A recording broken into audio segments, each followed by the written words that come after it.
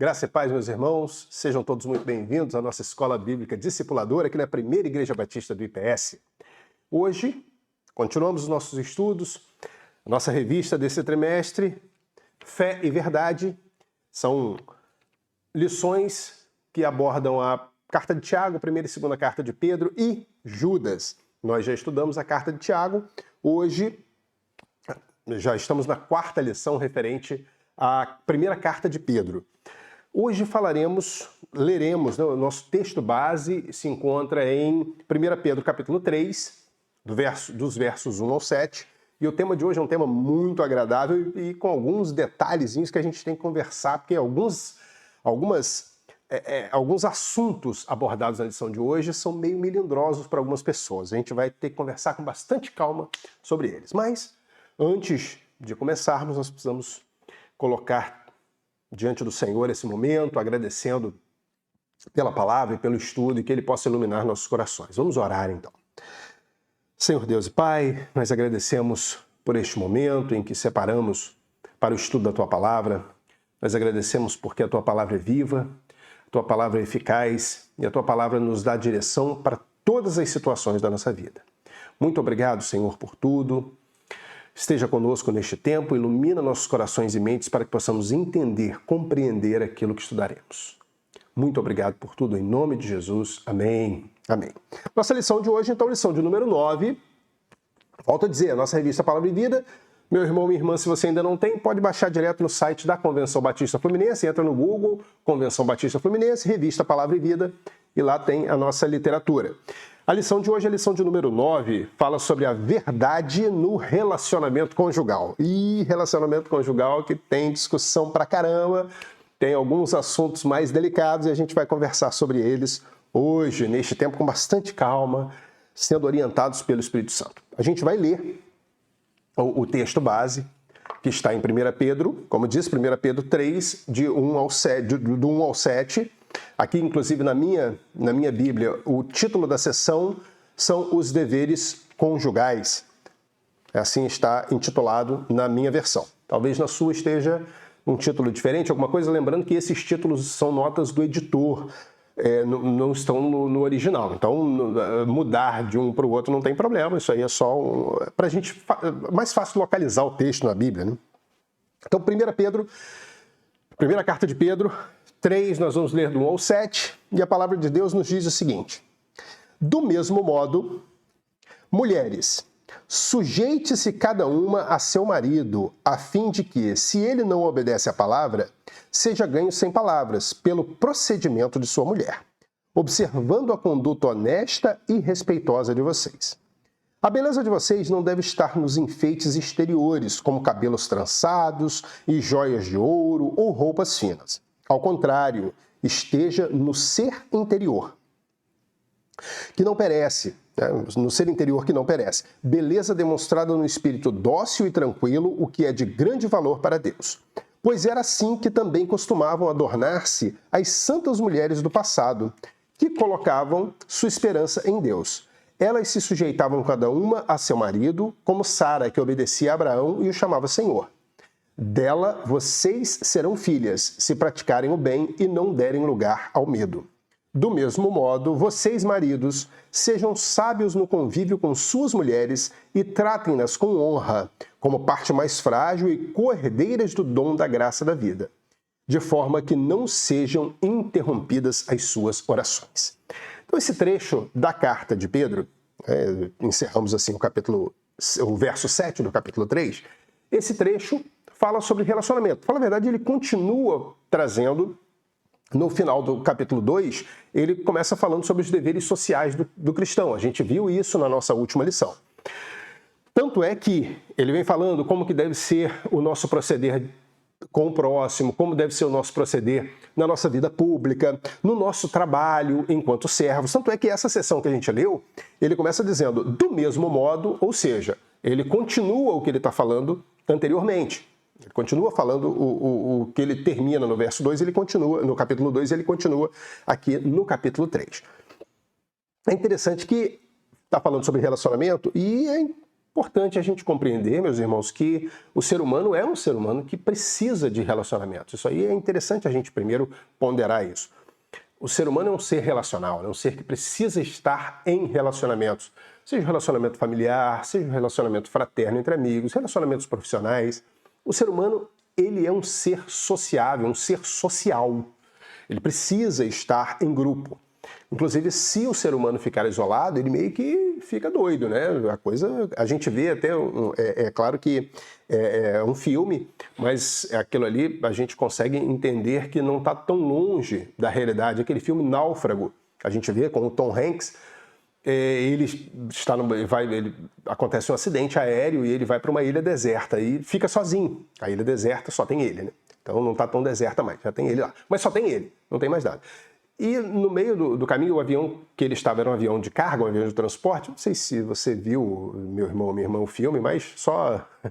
Não vou dar spoiler não, tá? Mas ele, como era um avião de carga, quando o avião caiu, algumas dessas cargas que estavam sendo transportadas chegaram até a ilha também, onde ele estava. E dentre essas coisas que chegaram, essas cargas que estavam sendo transportadas, chegou uma bola de vôlei, que virou um amigo dele. Ele conversava com a bola de vôlei, ele trocava ideia com a bola de vôlei, ele era assim. Por quê? Porque a solidão é alucinante para o homem. Então ele tinha que... Ali ele precisava compreender que tinha alguém ali e ele personificou aquela bola de vôlei. Inclusive tinha um nome, né? Que era o Wilson, que era o nome da marca da bola. E no final, inclusive, eu não vou contar o final não, que se você quiser ver o filme é muito bonzinho, não vou contar o final não. Mas a questão é que ele acaba se apegando àquela bola de vôlei ali, ele conversava e tal. Porque o ser humano não consegue viver sozinho, ele precisa falar, ele precisa ouvir, ele precisa trocar ideia. E Pedro está nesse trecho da carta aqui falando justamente sobre relacionamentos. Ele, como disse, desde o capítulo 2 ele vem falando sobre isso. No capítulo 3 ele vai até o verso 14 falando sobre relacionamentos. Mas do 1 ao 7 ele fala especificamente sobre o relacionamento conjugal, que é um relacionamento extremamente profundo, um relacionamento muito, isso poderia colocar mais alguns, muitos aí, importantes para a nossa vida. Ele é muito importante para a nossa vida. Então, por isso Pedro separa um trecho da carta para falar especificamente sobre isso, falando às esposas e falando aos maridos. É interessante que o trecho para a esposa é até um trecho maior, né? O trecho para o marido é menor, mas é menor em tamanho, mas a gente vai ver que não é menor em importância. Ele meio que discorre melhor com relação à esposa, ele cita mais detalhes e tal, mas com relação ao marido, apesar de ser um verso só, que é o verso 7, a gente vai ver que existe uma profundidade muito grande no que ele está dizendo. Não é porque é menos texto que é menos importante. A gente vai ver isso. Mas a gente vê que essa questão do homem, haver uma necessidade do homem estar em relacionamentos, isso é desde sempre. Se a gente pegar, por exemplo, em Gênesis capítulo 2, Deus faz o homem, faz a natureza, faz tudo, de repente ele olha para o homem e diz que, lá em Gênesis 2,18, não é bom que o homem esteja só. Então, vem de Deus essa necessidade do homem de estar em relacionamento, né? de estar se relacionando com outro ser humano. O próprio Deus disse que não é bom que o homem esteja só, e a partir daí, então, ele faz a mulher para ser ajudadora dele, faz a mulher para ser companheira dele. A gente vê que, quando a gente vai falando sobre relacionamento, a gente hoje vive um momento muito cruel, né, da humanidade. É interessante que a gente fala hoje, a gente vê um momento muito cruel, porque é o momento que a gente está vivendo, né? Eu não sei se a humanidade mudou muito ao longo desse tempo, talvez seja característica da humanidade como um todo. Mas as pessoas estão muito egoístas, elas estão pensando muito em si mesmas, né? E às vezes nem tanto no outro.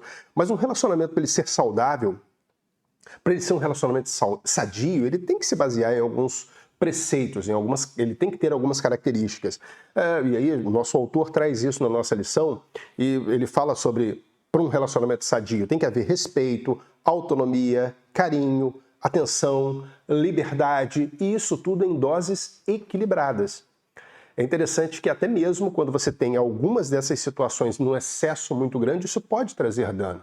Então você falar sobre autonomia, carinho, atenção, respeito, liberdade em doses equilibradas transforma num relacionamento sadio. E isso gera uma mutualidade. Como assim? bom, se eu ajo desse jeito com relação a alguém, se eu mantenho esses parâmetros do meu relacionamento, é muito natural. Em algumas situações isso se perde um pouquinho, mas o outro, infelizmente, tem que ser meio doente, né? Mas no aspecto normal da situação, quando eu ajo desse jeito, é muito natural que o outro também haja ou reaja da mesma forma. E o relacionamento, a partir daí, se torna um relacionamento muito saudável, com um convívio muito agradável. Então, a gente vê que são características para um relacionamento saudável, essas características que nós citamos. Mas a gente vai começar a ver agora o texto. O que o texto fala sobre relacionamento, o que Pedro fala sobre relacionamento conjugal. E o primeiro ponto que a gente vai abordar é o ponto que é polêmico. A primeira coisa que Pedro fala é, do mesmo modo, ele continua, né? Mulheres, sujeite-se cada uma a seu marido. E isso na sociedade moderna, aí a gente vai trazer isso muito para a sociedade moderna, né? A sociedade moderna, ela está vendo isso com está vendo isso de uma maneira muito ruim. Esse texto de Pedro, o texto de Paulo em Efésios 5:22, que a gente vai ler também, a sociedade moderna está tendo uma visão muito deturpada, ela não consegue digerir muito bem esse texto. A gente vê que, infelizmente, não é natural esse texto, principalmente por quê? Porque há uma deturpação da forma como o texto é colocado e do que o autor realmente quis dizer. Quando fala-se sobre a mulher ser submissa, a gente leu aqui a primeira carta de Pedro 3:1, né? Do mesmo modo, mulheres, sujeite-se cada uma a seu marido, mas a gente vai ler também Efésios 5:22 e 23, de 22 a 24, primeiramente, para a gente poder compreender o que os autores bíblicos estão falando. A gente precisa compreender isso como um todo. Então, Paulo diz aos Efésios, e aí a gente vai compreender melhor o texto, Efésios 5:22 a 24, Paulo diz o seguinte: mulheres, sujeitem-se a seus maridos. Exatamente o que Pedro disse, né? Exatamente a mesma coisa. Sujeitem-se a seus maridos como ao Senhor, pois o marido é o cabeça da mulher, como também Cristo é o cabeça da igreja, que é o seu corpo, do qual ele é o Salvador. Assim como a igreja está sujeita a Cristo, também as mulheres estejam em tudo sujeitas a seus maridos. Então, Paulo está falando sobre a mulher sujeitar-se ao marido, Pedro fala exatamente a mesma coisa, só que isso está sendo mal interpretado, isso está sendo mal visto mesmo. As pessoas não conseguem compreender isso de uma maneira saudável no mundo moderno, atualmente. Por quê? Porque para o texto aí. Você para o texto nesse ponto. Você para o texto, não continua lendo o que está sendo dito, não continua lendo, não dá continuidade ao texto. A gente vê que tanto Pedro quanto Paulo, em seus textos particulares, Paulo também fala alguma coisa sobre isso em 1 Coríntios, mas num outro contexto. Num outro contexto ele fala também sobre isso, mas num contexto diferente, mas ele fala sobre essa questão de ser cabeça e tal. Mas esses dois textos são muito focados no relacionamento conjugal, por isso a gente trabalhar com esses dois aqui. As pessoas que falam contra esses textos, porque a Bíblia ela é machista e tal, não leu o restante do texto. A gente vai ler, para a gente começar, aqui, nesses textos que a gente leu, inicialmente, uma recomendação de Paulo às mulheres. Paulo diz às mulheres como elas devem proceder. Mas ele continua, em Efésios 5, a partir do 25, dizendo como o homem tem que proceder. E aí, olha o que ele diz, Efésios 5, de 25 a 30. Maridos, amem suas mulheres, assim como Cristo amou a igreja e entregou-se a si mesmo por ela para santificá-la, tendo purificado pelo lavar da água mediante a palavra e apresentá-la a si mesmo como igreja gloriosa, sem mancha, nem ruga ou coisa semelhante, mas santa e inculpável. Da mesma forma, os maridos devem amar as suas mulheres, como a seus próprios corpos. Quem ama sua mulher ama a si mesmo. Além do mais, ninguém jamais odiou o seu próprio corpo. Antes o alimenta e dele cuida, como também Cristo faz com a igreja, pois somos membros do seu corpo. Meus irmãos, meu irmão, minha irmã, quando eu leio esse texto eu fico meio preocupado, porque a sensação que eu tenho aqui é que Paulo está dizendo que qualquer coisa que aconteça com a esposa é responsabilidade do marido. O marido, então, ele passa a ser a figura que ele vai trazer essa esposa numa posição de muito cuidado, de muito carinho, de muito zelo. É isso que Paulo está dizendo. Paulo está comparando a figura do marido no relacionamento conjugal à figura de Cristo com a igreja.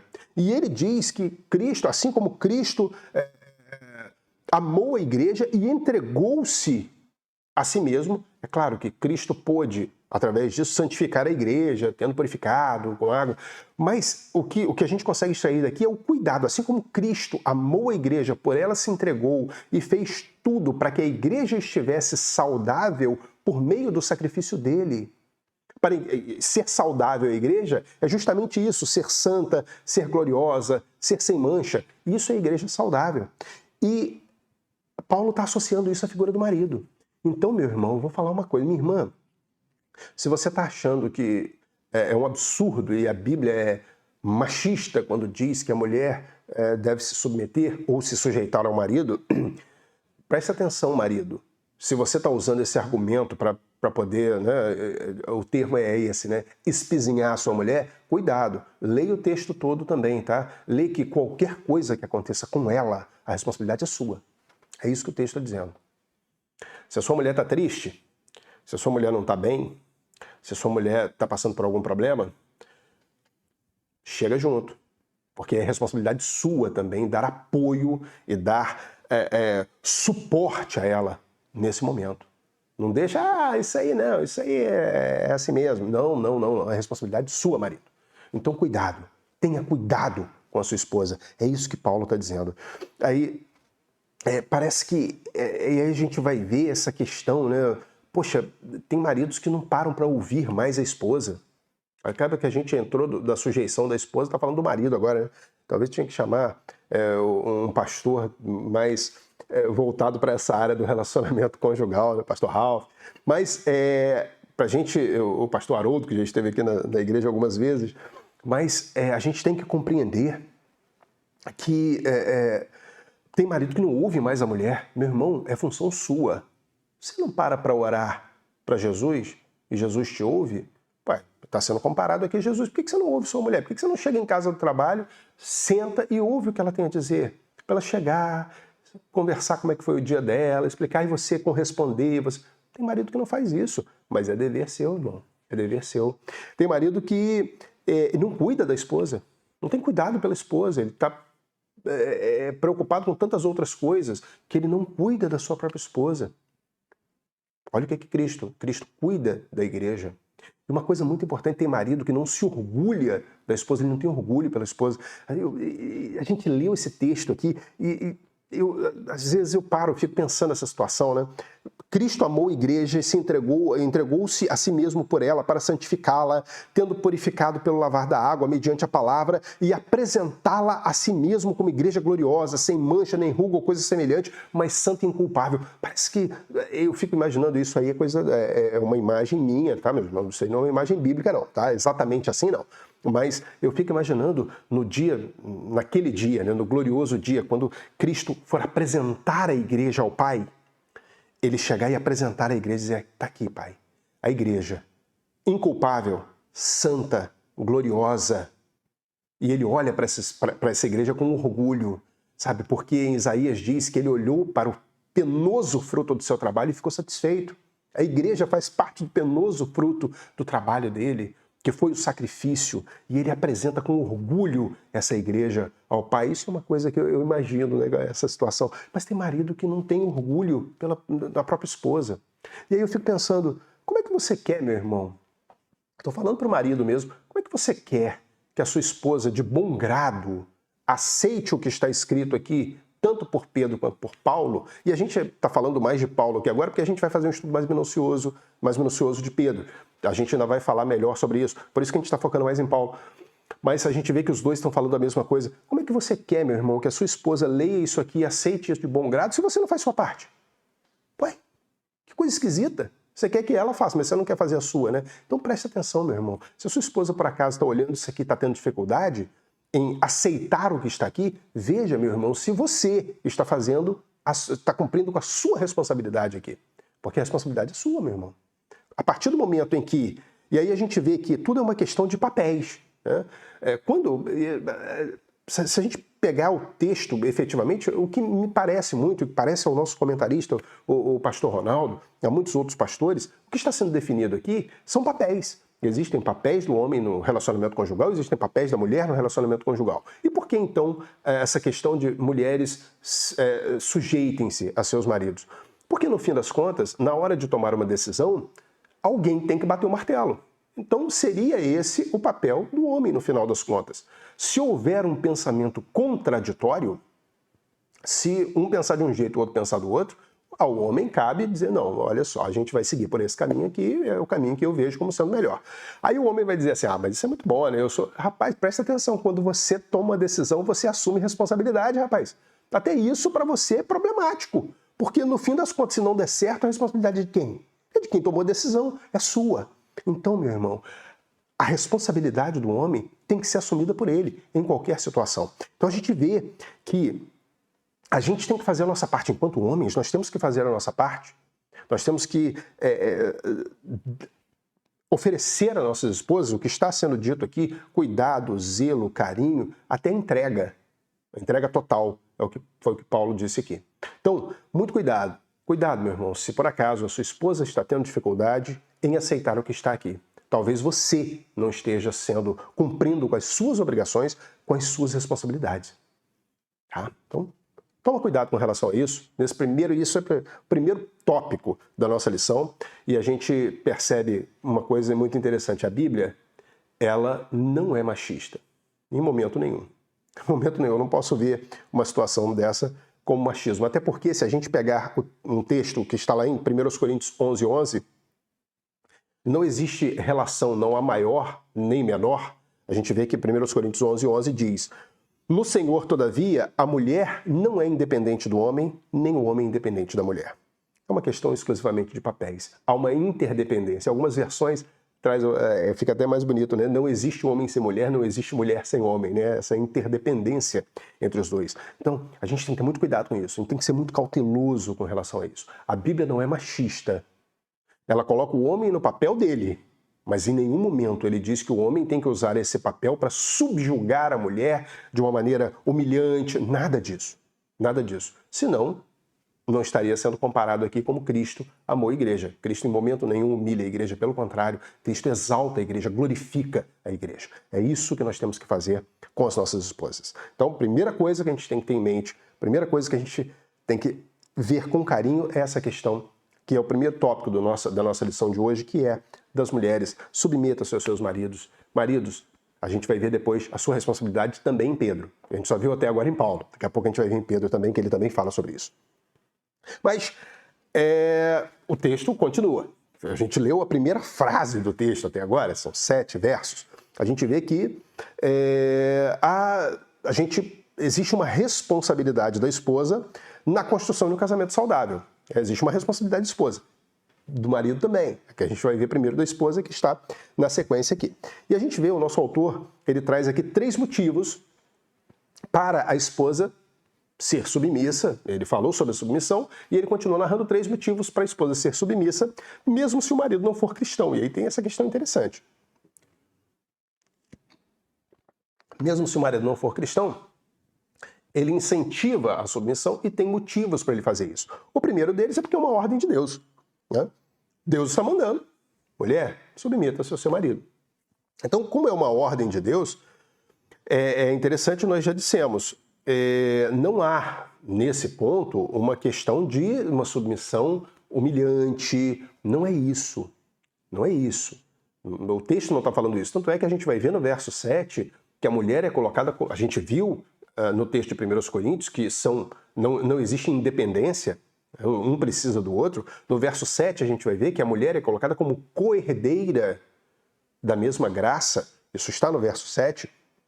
Co-herdeira é a herdeira com, ou seja, o homem é herdeiro, a mulher é herdeira junto com ele. Então não tem diferença diante de Deus. Deus não faz essa acepção. Deus não faz essa diferenciação. Os dois foram feitos de acordo da mesma essência divina. A gente vê que lá em Gênesis, a gente cita Gênesis de novo, quando Deus coloca homem e mulher, primeiro o homem, depois a mulher no jardim, ele diz, subjugar o mundo é papel dos dois. A gente vê, por exemplo, Gênesis 1, 27 e 28.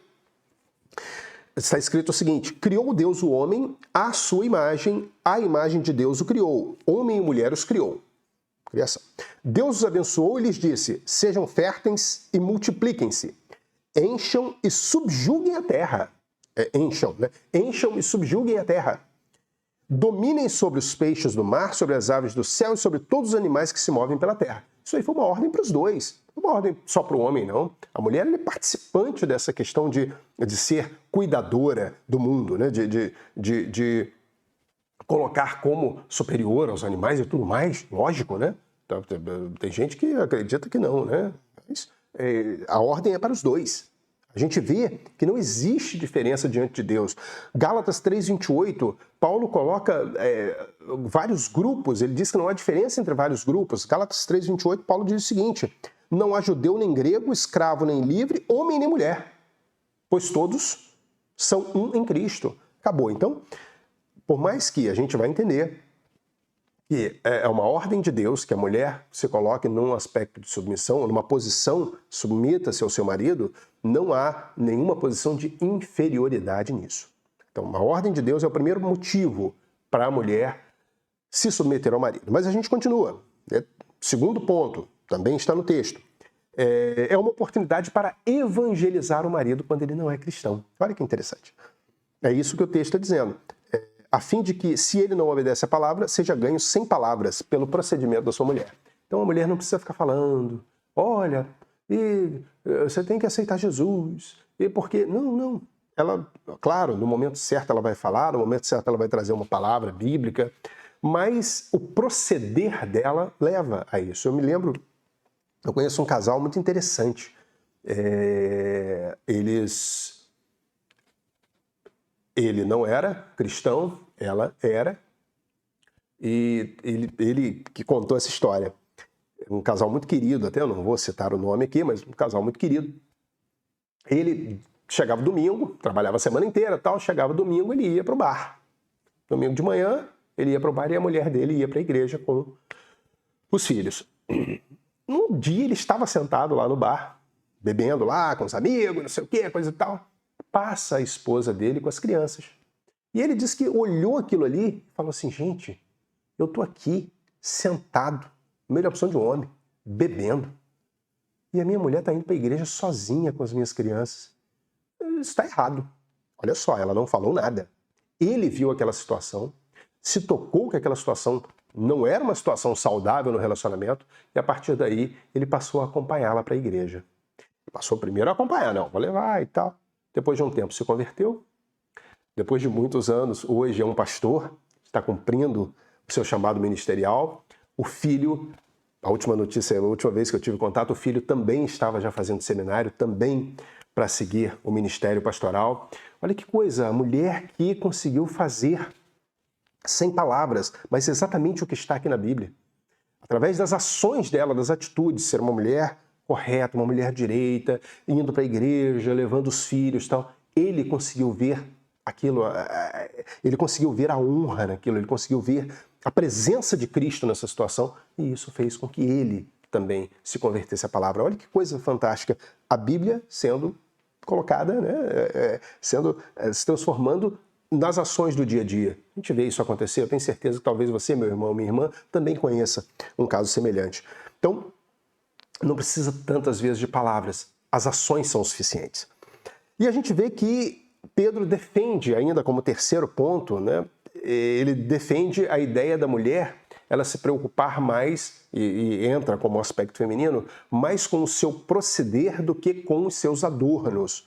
Ele fecha, ele vem trazendo e desenrolando esse novelo, falando, olha, seja submissa, porque é a vontade de Deus, é isso que Deus quer, o Senhor deseja isso, você pode, através do seu proceder, o seu marido pode ver, e não se preocupe tanto com os seus adornos, se preocupe mais com o seu proceder. Aí surge uma questão interessante. Será que está dizendo o texto bíblico que a mulher não pode se arrumar? Não, Em momento nenhum o texto bíblico diz isso.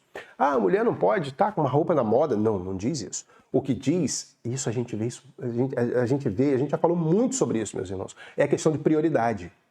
Então, o que Pedro está dizendo é que a prioridade não seja a roupa, a maquiagem, o brinco, a pulseira, o colar, ou qualquer outra coisa, joia que a mulher use, sapato. Não, o foco não seja, o que está dizendo é que o foco não seja esse, o foco seja o proceder. É mais ou menos aquele negócio, chega aquela mulher arrumadíssima, perfumada, num determinado local, maquiada, joias, um cabelo muito bem feito, uma roupa bonita e tal, e essa mulher entra nesse local, as pessoas olham e falam assim, nossa, chegou fulana. Gente, que mulher espetacular. Ela faz isso, ela é uma mulher de Deus, ela trabalha na obra e tal. Então, o que está sendo visto ali na vida dela não são os aspectos da perfumaria dela, daquilo que ela está usando exteriormente, mas as ações dela. É isso que o texto está dizendo. Que seja essa a nossa prioridade, que seja essa a prioridade dessa mulher.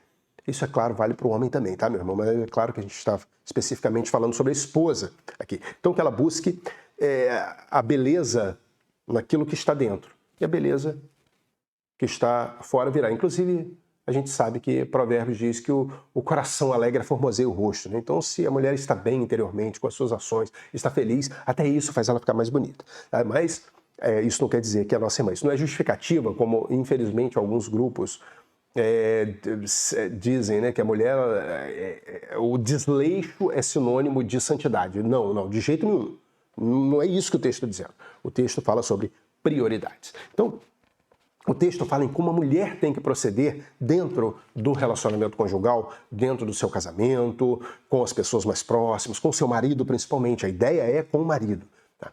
A gente vê isso. Mas a gente vai para o terceiro tópico da nossa lição, que é o encerramento do texto aqui, o versículo 7 do texto que lemos, que é a responsabilidade do esposo na construção de um casamento saudável. A gente viu a responsabilidade da esposa, agora a responsabilidade do esposo, do marido. E está justamente no verso 7. O verso 7 fala sobre isso. Fala sobre do mesmo modo, ou seja, ele começou falando do mesmo modo esposas, agora do mesmo modo vocês maridos, mesma forma, maridos. E ele começa falando, sejam sábios no convívio. E aí, lições aos maridos, a primeira coisa, você tem que ser sábio. Pais, tem que ser sábio, hein, meu irmão? Isso é para o meu irmão mesmo, para o marido. Tem que ser sábio. Aí você vai falar assim, mas eu sou solteiro, então já vai aprendendo. Já vai aprendendo porque tem que ser sábio. E essa sabedoria tem dois aspectos principais, né? O primeiro desses aspectos é ser sábio em saber como lidar com a mulher, como lidar com a esposa. Meu irmão, a sua esposa, ela é diferente de você. Não tente lidar com a sua esposa como você age com homens. Ela tem o emocional dela é diferente, a forma como ela vê o mundo é diferente. E o marido precisa saber disso, para saber interagir corretamente com a esposa. Então, a primeira coisa nessa sabedoria de ser sábio é saber como lidar com ela. Meu irmão, vai ter momento, e a gente sabe disso, que você vai ter que deixar ela quietinha um pouquinho. Deixa ela quietinha lá um pouquinho. Vai ter um momento certo para falar, tem um momento certo de você chegar e interagir.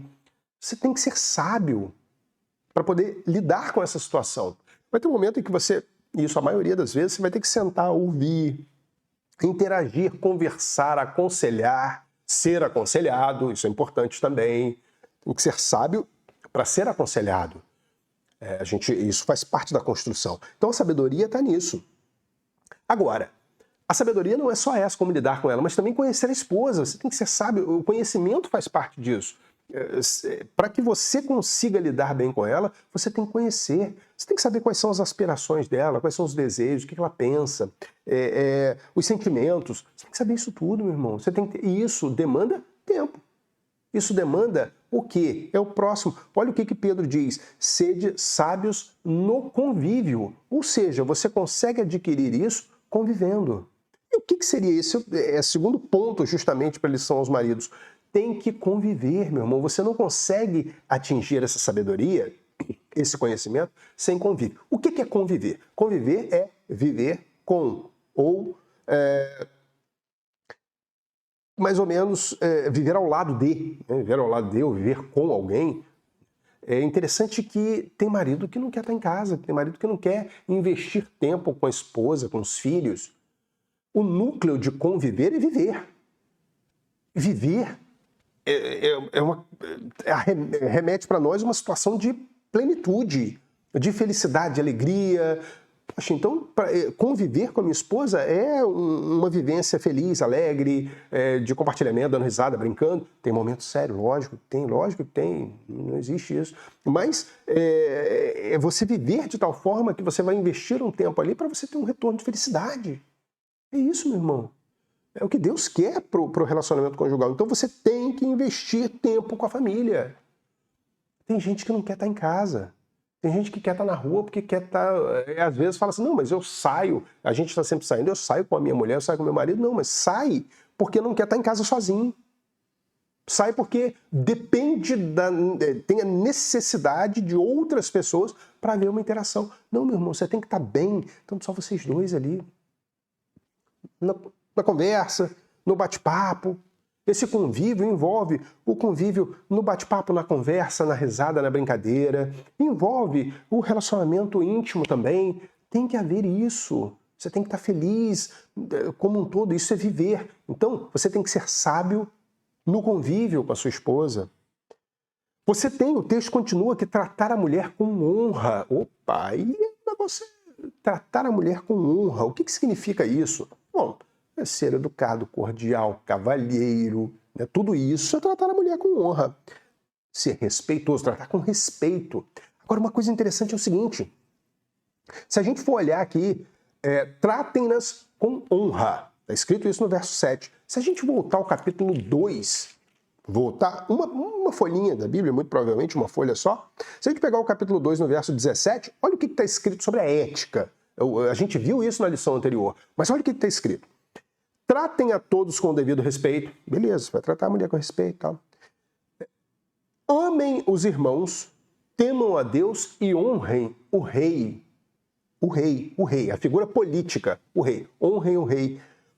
Pedro está usando a mesma palavra, o honrar. A esposa, ele usou para honrar o rei. Meu irmão, a sua mulher tem que ser a rainha da sua vida. É isso aí. Você coloca ela na posição de rainha. Esposa, cara. Então, coloca ela isso. O texto está falando para honrar. Honrar do mesmo jeito que ele falou que tinha que honrar o rei. Olha que coisa fantástica. E a gente, às vezes, se perde nisso. A gente não quer tal. Não é isso que tem que ser feito. Honra a sua esposa, tenha respeito. E aí a gente volta lá na questão da submissão. Como é que você pode honrar a sua esposa? Primeiro, a gente falou sobre decisão. E aí entra a questão de responsabilidade. Quando você honra a sua esposa, a gente falou, é a questão de a palavra final, né? Mas ouvi-la é extremamente salutar, saudável, sadio. Ouvir o que ela tem a dizer. Ela é companheira, ela é ajudadora. Então a palavra dela é muito sábia, muito sábia. E isso, meu irmão, é honrar a mulher. Isso é quando você, olha, nós vamos fazer desse jeito. Aí ela vem e fala assim, não, esse caminho não é o melhor caminho é o outro. Pensa melhor. Aí você vai falar, rapaz, ela tem razão, não tinha pensado nisso. Aí você vai lá, faz do jeito que ela diz, e no final das contas dá certo. E aí você vai dizer, ainda bem que eu te ouvi. Você é presente de Deus para a minha vida, para a nossa vida, para a vida da nossa família. Olha que coisa fantástica. Isso é honrar a mulher, meu irmão. Agora, por outro lado, se ela... Vamos por esse caminho, você seguiu o caminho dela e deu errado, meu irmão, a responsabilidade não é dela não, é sua, você que escolheu. Você que escolheu, a responsabilidade do erro é sua e do acerto é dela, tá bom? Vai por esse caminho, você vai honrar a sua esposa desse jeito. Então, trata com honra, ela é a rainha. É isso, vamos pegar aqui, é isso. Coloca a mulher numa posição de destaque, coloca a mulher numa posição de conforto dentro da casa. Aí eu me pergunto, ou a gente levanta o questionamento. O Pedro é um cara meio doido, assim como Paulo também parece ser meio maluco, né? Porque ele está falando sobre tudo isso. Ou realmente essa submissão é apenas uma questão pura e exclusivamente de papel. Porque como que eu coloco uma pessoa eu olho para uma pessoa que é submissa a mim e a coloco numa posição de honra, da mesma forma que eu colocaria um líder político? Ou esses caras são loucos quando escrevem isso, ou ou eles estão dizendo que é apenas uma questão de papéis dentro do relacionamento conjugal. E é isso que a gente compreende. É só uma questão de papel. É só isso. Não há uma loucura nesse pensamento. Não há uma loucura nisso que Deus traz pra gente, porque esses homens estão escrevendo o que Deus quer para o relacionamento conjugal. E ele ainda fala, né, como vaso mais frágil. É interessante também a gente falar isso. Tratem-no com honra como parte mais frágil, como vaso mais frágil. Algumas versões trazem assim. É interessante que esse mais frágil é o mais frágil no sentido físico, tá, meus irmãos? Em geral, há uma tendência aos homens serem mais fortes que as mulheres, fisicamente falando. Não estamos falando de emoção, emocionalmente, espiritualmente, nada disso. Estamos falando de físico. Tende o homem a ser mais forte. Atualmente temos irmãs que estão indo para a academia, estão bem fortes também. Mas, fisicamente, a tendência é que o homem seja mais forte. Então, a visão é justamente essa, né? A questão física. Basicamente isso. Mas a gente vê que Pedro fecha esse trecho falando sobre a liderança espiritual do homem. Ele inclusive fala para que não sejam interrompidas as suas orações. Se você não seguir o que está sendo dito aqui, se você não for sábio no convívio, não tiver disposto a um convívio saudável, se você não tratar sua mulher com honra, colocando ela no local que ela merece, isso pode interromper as orações, meus irmãos. Então, ao mesmo tempo, a gente vê aqui que essas orações do homem, elas o colocam como líder espiritual, é aquele homem que está buscando a espiritualidade dentro do lar, orando com a família, tudo isso, mas também as orações pessoais dele podem ser interrompidas se ele não seguir isso aí, porque Deus está olhando pela mulher também. Quando você não cumpre a sua parte, quando você não cumpre o seu papel, já que estamos falando de papéis, quando você não cumpre o seu papel, suas orações podem ser interrompidas. Olha que coisa tremenda, meu irmão. Olha que coisa tremenda, minha irmã. Olha o que Deus quer para o relacionamento conjugal. Olha a posição que Deus, ou os papéis que Deus define para o homem e para a mulher, que Deus define, né, para o homem e para a mulher dentro do relacionamento conjugal. Isso não é apenas uma questão de machismo, de feminismo. Isso é uma questão de cada um se colocar naquilo que Deus quer para que o casamento seja saudável, seja duradouro, seja sadio, filhos possam ser criados da melhor maneira possível. Esse é o objetivo de Deus. Esse é o objetivo dele quando nos coloca esse trecho tão poderoso das Escrituras. E a gente vai encerrando, então,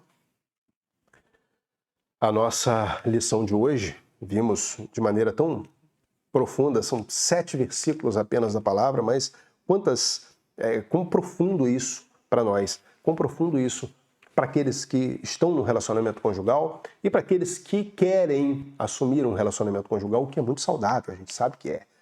E é isso que Deus quer para nós. A gente vai concluir então com as palavras do nosso autor, e ele diz o seguinte, o pastor Ronaldo nos diz o seguinte: o âmbito doméstico é, sem dúvida, o mais delicado para se viver os princípios cristãos. É muito importante entender com clareza as funções que Deus designou para o homem e para a mulher dentro do casamento. A confusão existe sobre as funções de cada um. A confusão existente sobre as funções de cada um é a causa principal de muitos conflitos conjugais. Ao idealizar o casamento, Deus deu a cada cônjuge uma posição de serviço diferente do outro, nem superior, nem inferior, mas diferente. Para conseguir harmonia na vida familiar, é essencial que os esposos conheçam e aceitem seu próprio papel e o de seu cônjuge. Então essa é a conclusão que o pastor Ronaldo traz para nós. E ele deixa algumas interrogações, algumas questões, como ele sempre faz, para pensar e agir. Como que a gente tem agido dentro dessa situação do relacionamento conjugal? Então, a primeira delas, ele pergunta o seguinte, como casais, vocês estão sendo companheiros ou concorrentes? Lembrem-se de que são exemplo para seus filhos. Meus irmãos, é interessante a gente perceber isso aqui, porque existem casais que são concorrentes, eles são quase que inimigos. Eles estão numa posição onde estão concorrendo o tempo todo. São rivais debaixo do mesmo lar. E a pergunta que o pastor Ronaldo deixa aqui para nós é: companheiros ou concorrentes? A mulher é colocada para o homem como companheira. Isso automaticamente faz do homem companheiro dela. Porque se ela é colocada como companheira, o companheirismo tem que voltar. Então, o casal, os cônjuges têm que ser companheiros, não rivais. Segundo, diante do que a Bíblia ensina, estão cumprindo seus papéis, submissão, esposa, e cuidado afetuoso, esposo? Está cumprindo seu papel, meu irmão? Está cumprindo seu papel, minha irmã? Isso que o nosso autor, o pastor Ronaldo, deixa aqui para a gente pensar. Como está a vida de oração do casal? E aí, do casal, individualmente e em conjunto. Isso que está sendo perguntado. Como é que está? Como é que está sendo a vida de oração do casal? E a quarta e última questão, como a cada dia que passa percebemos que o nosso entendimento está crescente, isso é natural também, meus irmãos. A gente está, o relacionamento conjugal também tem que estar numa crescente. A gente nunca vai conhecer o outro plenamente. A gente sabe disso. A complexidade que existe no ser humano é muito grande. O único que conhece o homem do dedão do pé ao fio de cabelo é Deus, com todas as suas nuances, com todas as suas particularidades, com todas as suas complexidades. Nós nunca conheceremos o nosso cônjuge dessa maneira.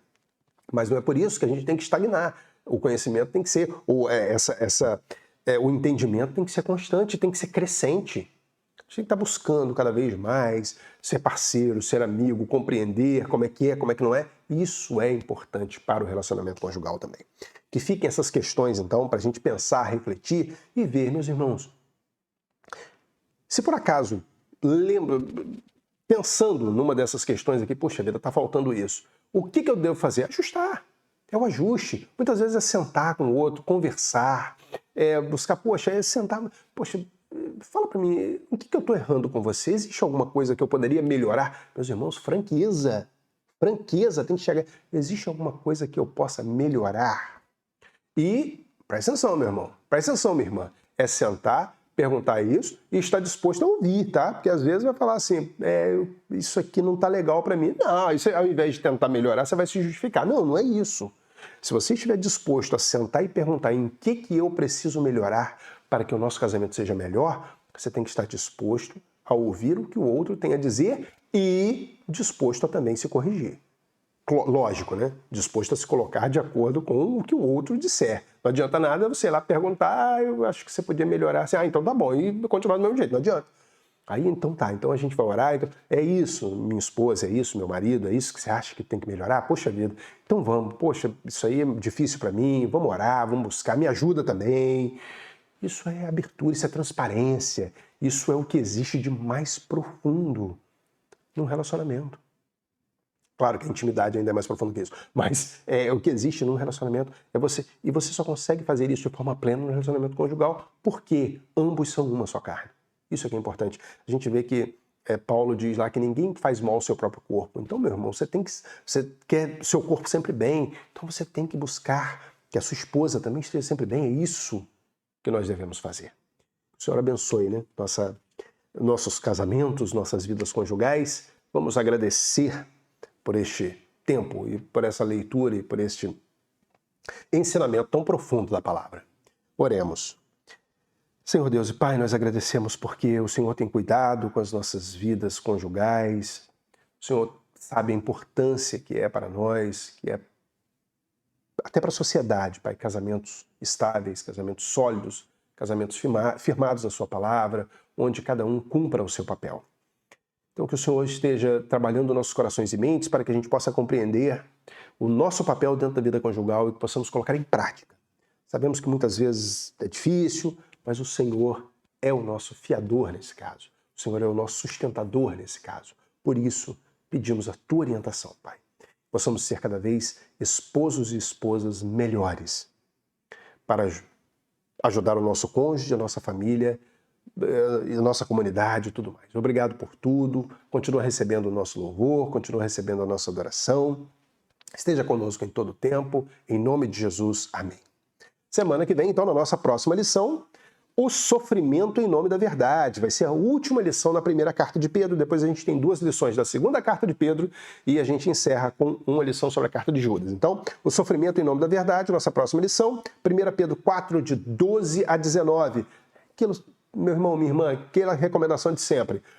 dá uma lida no texto, analisa, lê com calma, com carinho, tenta fazer correlação com outros textos bíblicos, ora que o Senhor ilumine sua mente para que você possa entender melhor. Tudo isso é importante para nós crescermos de acordo com a palavra de Deus. Então, próxima lição, sofrimento em nome da verdade. Conto com você, meu irmão, conto com você, minha irmã. Grande abraço e até lá.